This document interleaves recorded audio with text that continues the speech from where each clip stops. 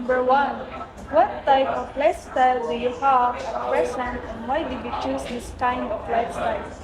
Ako ang gipili na lifestyle tungod kay ako rin siyang buhaton na happy ko, enjoy ko niya. Healthy ako ng pamilya sa akong lawas, hindi ko madali masakit.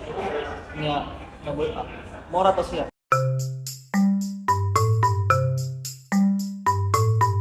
Okay, number 2. What was your turning point that made you realize to engage in physical activity and what keeps you motivated? Di-motivate ko sa una, kay tungod kay tambuhay ko sa una, insecure ko sa akong lawas. Ano kayo, pinaging feel na ko na tambuhay ko niya. Mura ko, wala ko masugod ko sa hina, insecure ko sa akong lawas.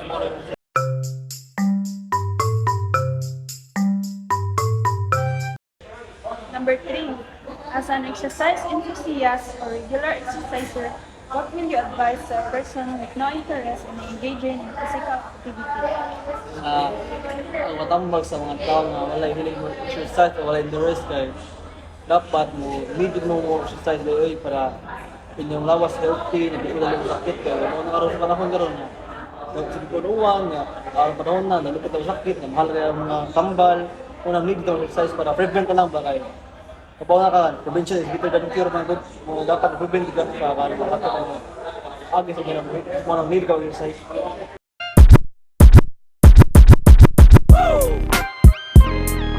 So, what I've learned from my respondents is that you need to have your own lifestyle that will make you happy and healthy. Like he said, insecurity made him do it. I've learned that all insecurities like me are insecure about my scars and body, and I need to transform my insecurities into a weapon. What I've learned in his third answer is about how important physical activity to prevent health issues.